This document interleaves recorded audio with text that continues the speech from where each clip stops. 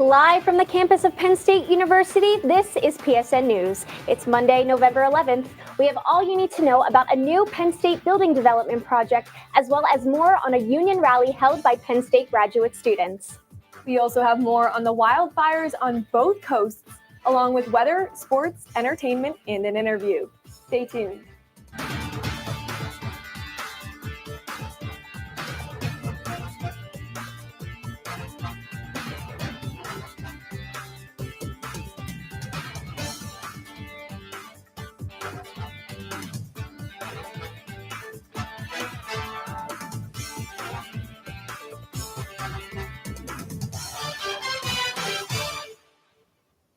Thanks for joining us tonight. I'm Cailey Thalman. And I'm Kaitlyn Pfeifer.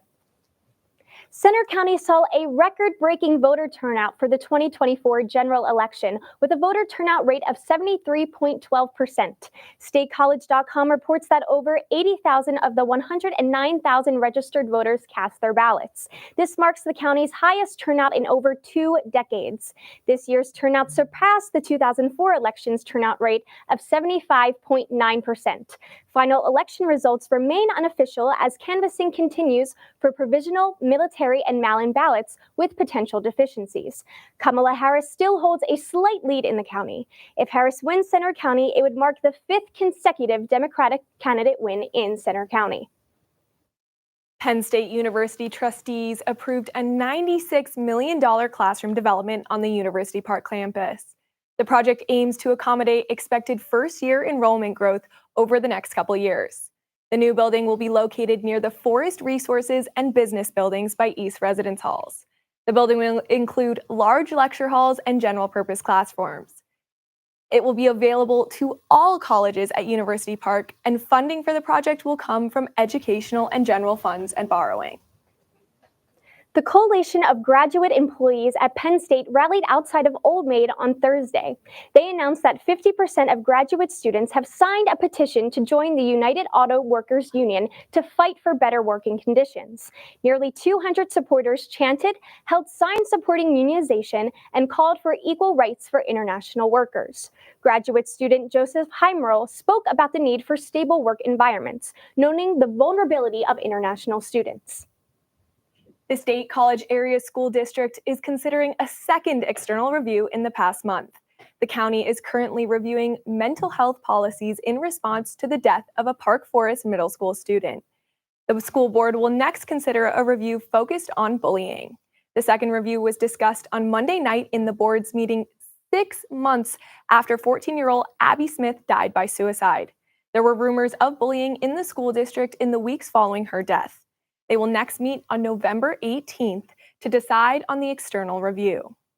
What can students expect outside this week? Student meteorologist Matthew Howard is live in the studio with this week's forecast. Matthew? Thank you, Cailey. We've had above average temperatures even over the weekend, and we're still seeing above average temperatures right now. We actually just had our first more considerable rainfall just yesterday. Right behind me here at Beaver Stadium, plenty of cloud cover. Actually, let's say of our Penn State whiteout game actually Saturday night. Temperatures right now in the upper 50s for State College. And our highs today, 59 in State College. And we had upper 50s, even near 60 for some parts of the region. This is actually still above average for this time of year, but it's surely feeling a little bit cooler than it has been. And even taking it to our current temperatures right now, we still have 57 degrees in State College, but a little cooler as we go a little bit north and west. 50 degrees, and we are going to actually see a cold front approach to the region tonight and bring some cooler air. Cold front actually more defined to our north and west. Temperatures out in the 40s, out in even Chicago area. We have some showers just to the north of us. We may see a few showers in our northern counties and maybe even a few making it down to State College, but will be very light and not very widespread at all. But as we zoom out just a little bit more, we have a high pressure system actually dominant over the Midwest, and that will bring plenty of sunshine to our neck of the woods, and it'll be a little bit cooler, but that sunshine will hang on. Going into tonight, though, we'll start to see those temperatures drop, but we're still above average, and we have those temperatures getting into the low 40s, but we're going to be hanging on to some clouds as we get throughout the rest of the night and even into the morning. Future weather for tonight, we have temperatures getting down even near 40 degrees, hanging on to some of those clouds. the winds will shift from the northwest, and we will get some cooler air working the way into the region. But we will finally see some more sunshine for tomorrow, and we'll see those temperatures getting near average. Temperatures possibly getting into the mid to upper 40s. But our first notable cool down, especially for tomorrow night, we'll see temperatures back down into the mid 20s, which is going to be the coolest night of the season, and even some clouds as we get towards Wednesday night and seeing out ahead of our approaching next system. We see a low pressure system out to the Midwest, and that will bring in some showers out to that neck of the woods. But as it moves a little bit more east, you'll start to see it can weaken just a little bit, but we'll still see some showery conditions, especially later on Thursday. But it will be quite chilly, and we'll see the only temperatures getting into the low to mid 40s. 6 to 10 day outlook, we have those temperatures well above average. We'll see average conditions for this week, but going into the weekend and next week, those temperatures will be above average for this time of year. And for tonight, those temperatures will get down into the low 40s, and we'll see some gusty conditions at times and mostly cloudy skies. And much of the case for tomorrow, but those temperatures aren't going to warm up really a whole lot. We're going to see more conditions a little bit more typical of November. Temperatures getting into the upper 40s, a little bit breezy at times as well. And here's your 7-day forecast. We'll start seeing more November-like weather, especially as we get into tomorrow once that cold front moves through the region. But we will see plenty of sunshine. And even into Thursday, we are going to see our chance of showers, but it will remain quite chilly. And we'll see an approaching warm front to the region, and we'll see those temperatures get back up into the 50s and back above average for the weekend, but really no significant rain for the near future. Cailey, back to you. Thanks, Matthew. For many Penn State students, it was their first opportunity to vote in a presidential election. State College offered some events for students to commemorate the election.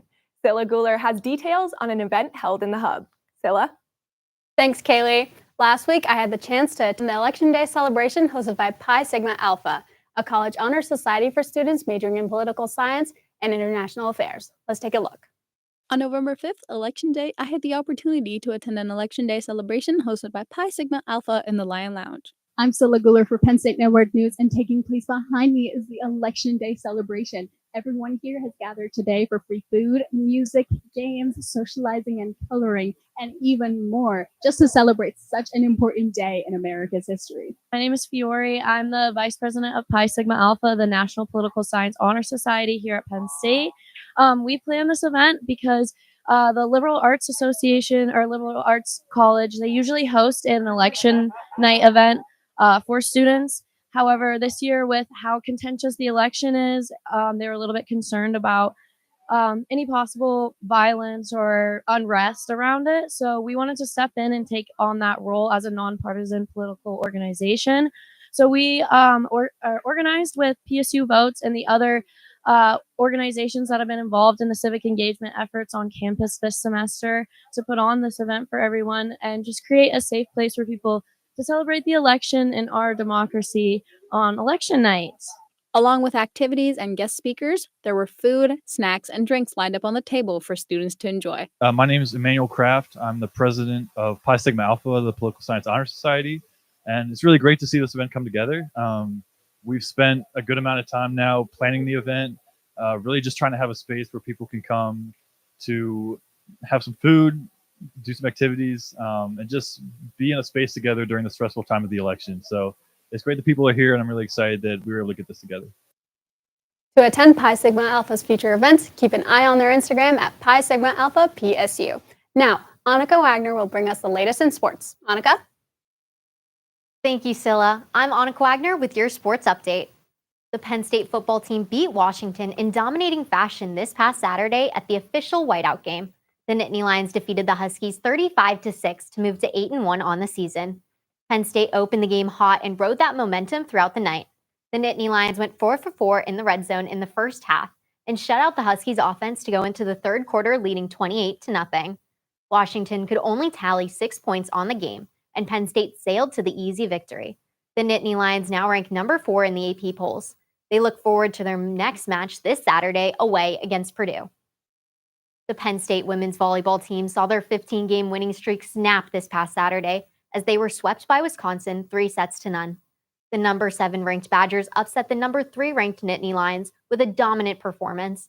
Wisconsin hit a clip of .465 on the night, while Penn State hit .177. The Badgers totaled 50 kills and 11 blocks, while the Nittany Lions totaled 36 kills and 0 blocks. The match caused the Nittany Lions to drop to 23-2 overall and 13-1 in conference play. Penn State hopes to bounce back this weekend at home versus Illinois. The Lions bested the Texans in entertaining fashion this past Sunday, 26-23. The 6-3 Houston Texans hosted the 7-1 Detroit Lions this week for Sunday Night Football. The game had no shortage of theatrics, with the Lions winning the game with a 52-yard walk-off field goal by kicker Jake Bates. The battle was a back-and-forth contest. Going into halftime, the Texans had a commanding lead of 23-7. But the Lions were able to come back for the win. Looking forward in the National Football League, Monday Night Football will head to the City of Angels as the 4-4 Los Angeles Rams play host to the 2-6 Miami Dolphins. That's all for your sports update. After the break, Landon Clarkin has the latest in the world of entertainment. Stay tuned. Hey everybody, thank you for tuning into this edition of Penn State Sports Night.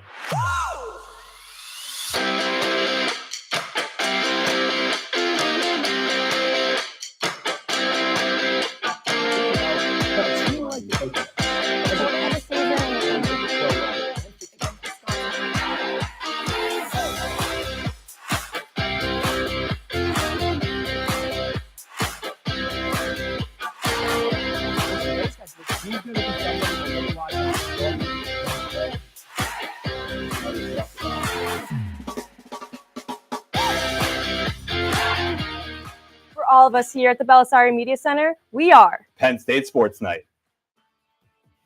Live from the campus of Penn State University, this is PSN News.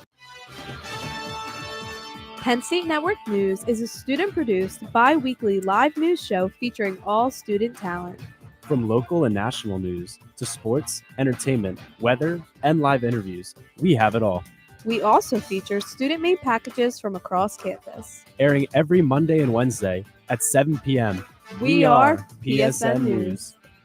Be sure to check us out on Twitter and Facebook at PSN News, on Instagram at Penn State Network News, and to subscribe to our YouTube channel at youtube.com/PSN News. Have a good night and stay safe, Penn State.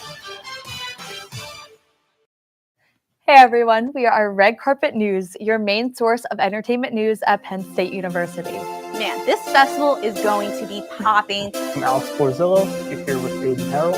He's going to 23rd with Daddy Elon Warbucks to actual space away from Kim. So in sync, especially during Kendrick's part when they came out. reporting on anything from music, movies, TV shows, fashion, to celebrity gossip. You don't want to miss out on any of the hot topics we discuss.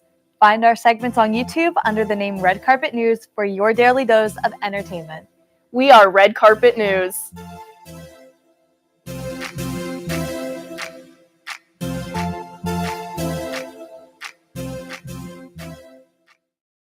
Welcome back to PSN News. I'm Landon Clarkin with your entertainment update.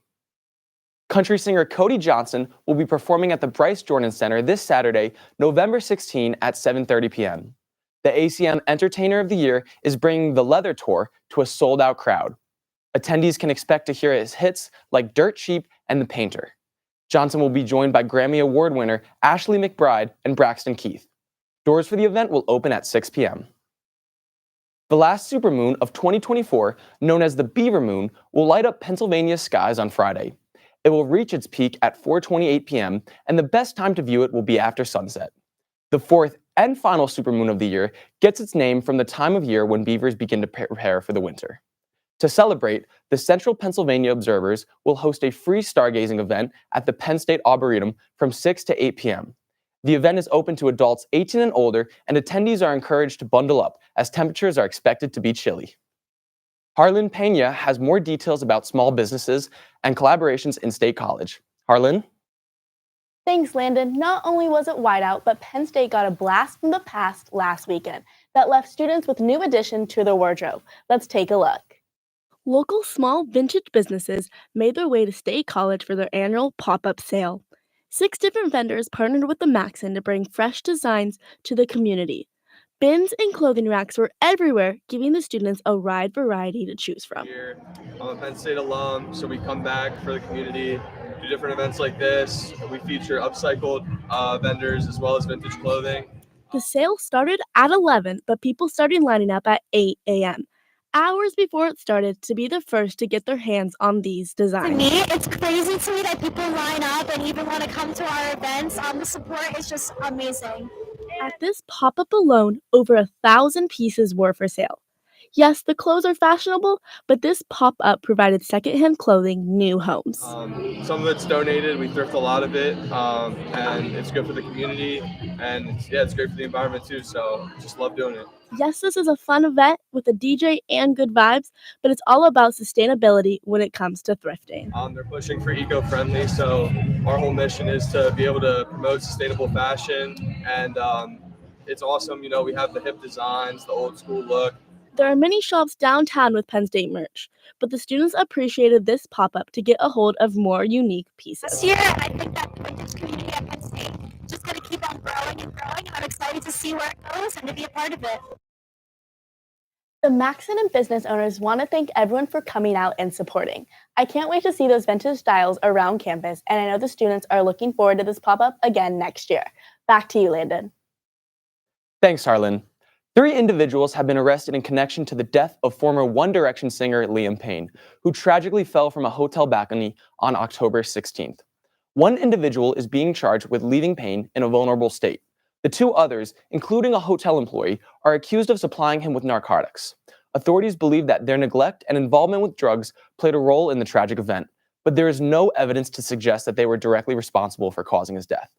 This investigation is still ongoing. That's all for your entertainment update. Coming up next, interview anchor Cassie Vaselas will be speaking with Jason Agnoli, an instructor for COM 197. Stay tuned. Hey everybody, thank you for tuning into this edition of Penn State Sports Night.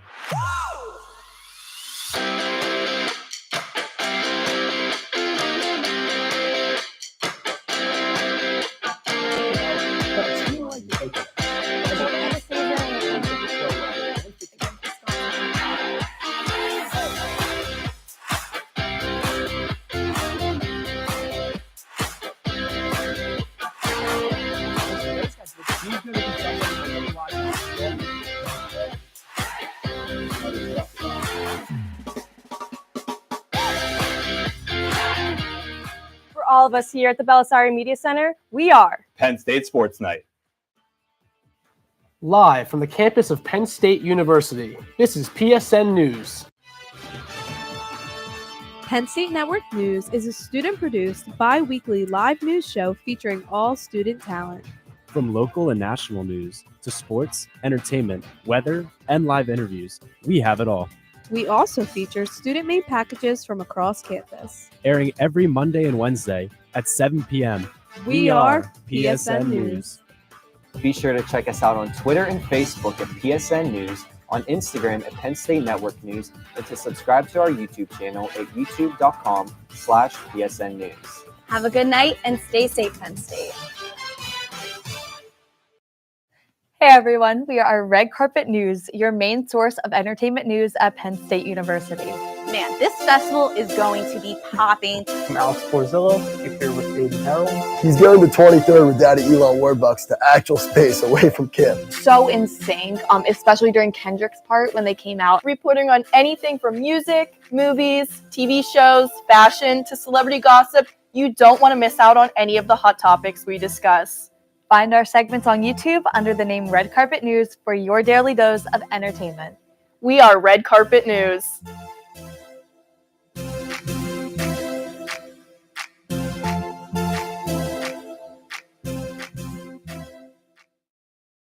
Welcome back to PSN News. I'm Cassie Vaselas, and joining me tonight is Jason Agnoli, an instructor for COM 197.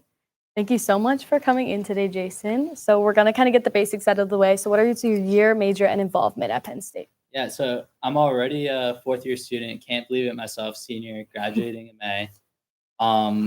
Marketing major, economics minor. So in the business school, a little bit liberal arts with economics minor. And I'm also involved in the sports business club. I'm the vice president there.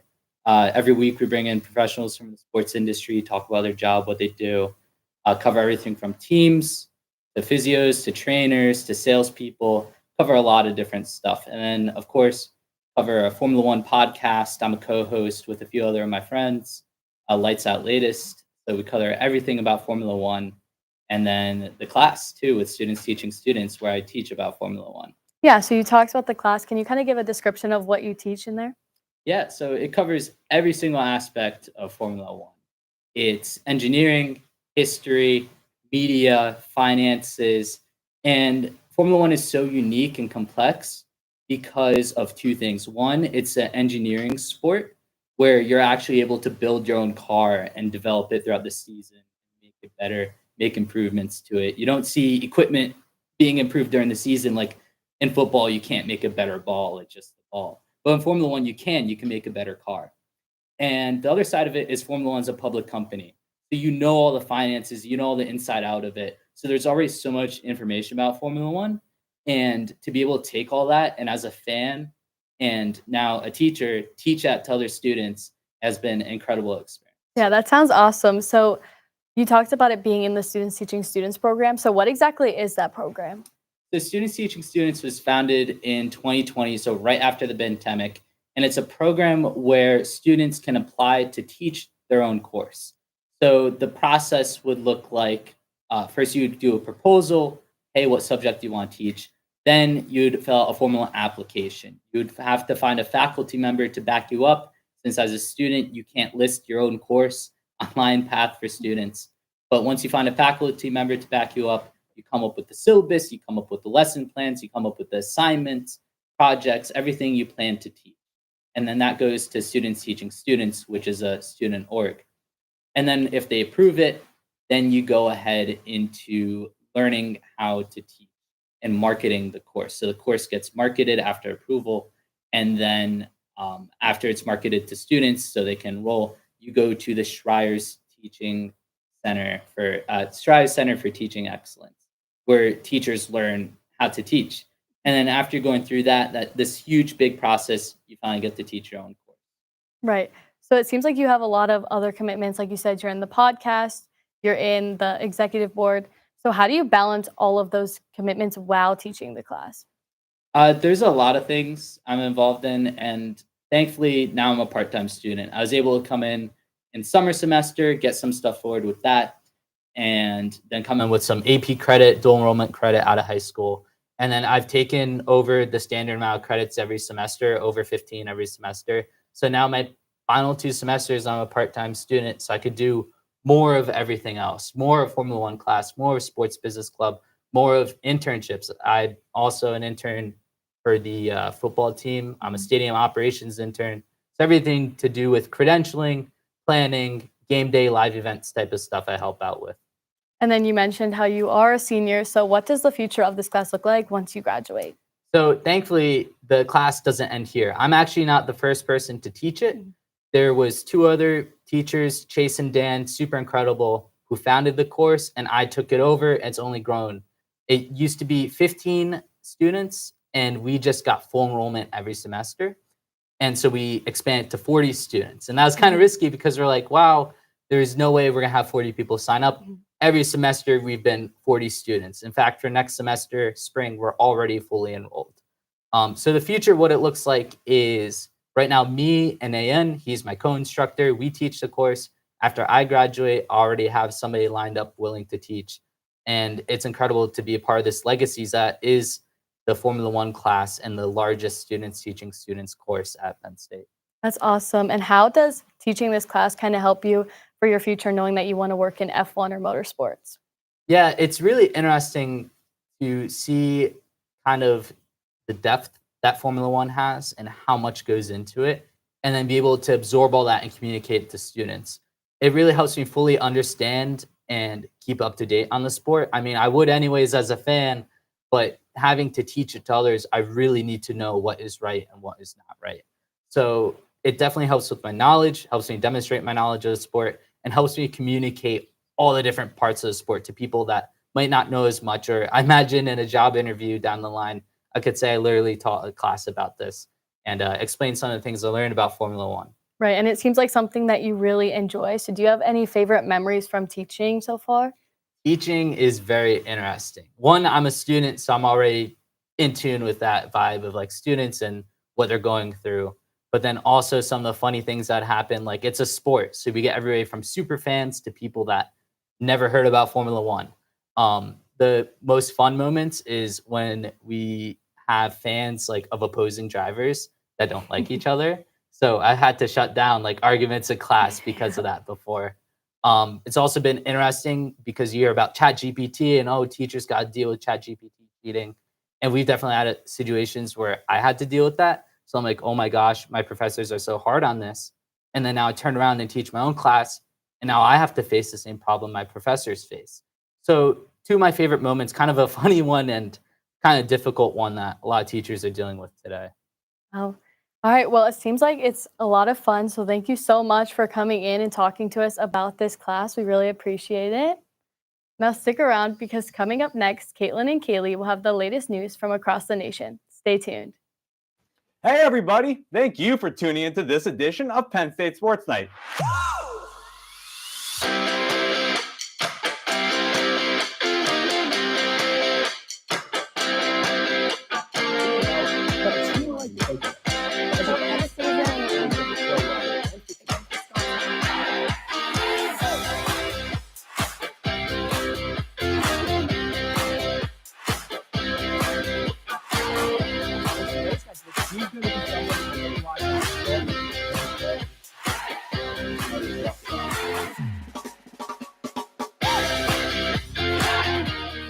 For all of us here at the Belisari Media Center, we are Penn State Sports Night. Live from the campus of Penn State University, this is PSN News. Penn State Network News is a student-produced, bi-weekly live news show featuring all student talent. From local and national news to sports, entertainment, weather, and live interviews, we have it all. We also feature student-made packages from across campus. Airing every Monday and Wednesday at 7 p.m. We are PSN News.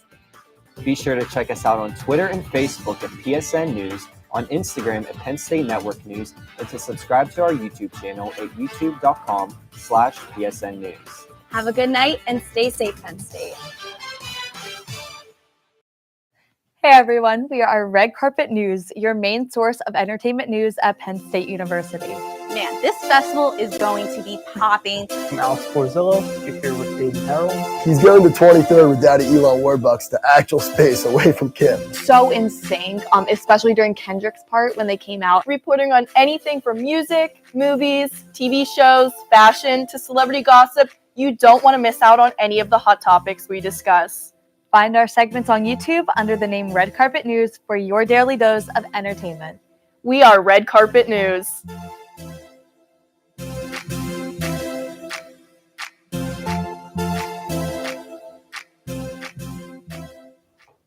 The judge in Donald Trump's 2020 election interference case has canceled all remaining court deadlines while prosecutors reassess the case following Trump's presidential election win. Special counsel Jack Smith, who charged Trump last year with attempting to overturn the 2020 election and hoarding classified documents, is now considering how to proceed. Justice Department policy currently prohibits prosecuting a sitting president. U.S. District Judge Tanya Chutkin ordered prosecutors to submit their plan for the case by December 2nd. Trump has denounced the cases as politically motivated and said he would dismiss Smith once in office. The Justice Department is bringing criminal charges to a man in an alleged Iranian murder-for-hire plot to kill Donald Trump. The man claims to have been tasked by a government official with planning the assassination before last week's election. Investigators were informed about the plan by Farhad Shakari, an accused Iranian government asset who spent time in American prisons for robbery. Iran's foreign minister rejected the report and said it was a plot to make U.S. and Iran relations more complicated. Trump spokesman Stephen Chung said Trump was aware of the plot. Democrats retained control of the Pennsylvania House of Representatives on Friday, securing a slim 102 to 101 majority after incumbent Representative Frank Burns won in the Johnstown area district. Burns's victory, the last Pennsylvania House race to be called, ensures Democrats maintain the speakership and set the voting agenda in the chamber. Republicans had hoped to regain the majority after 2 years in the minority, but Burns's win dashed those plans. Firefighters are still battling nearly half a dozen blazes in New Jersey, where they say the conditions are the driest they've been in at least 120 years. The fires have blazed across 3,000 acres in New Jersey and New York. A lack of significant rainfall since August has contributed to the dry conditions, prompting the state to impose strict restrictions on outdoor fires. On the West Coast, firefighters in Southern California are battling to contain a wildfire that destroyed over 200 homes and businesses. The mountain fire has prompted thousands of evacuation orders. That concludes our show tonight at PSN News. Be sure to check us out on Twitter and Facebook at PSN News, on Instagram at Penn State Network News, and to subscribe to our YouTube channel at youtube.com/PSN News. Have a good night and stay safe, Penn State.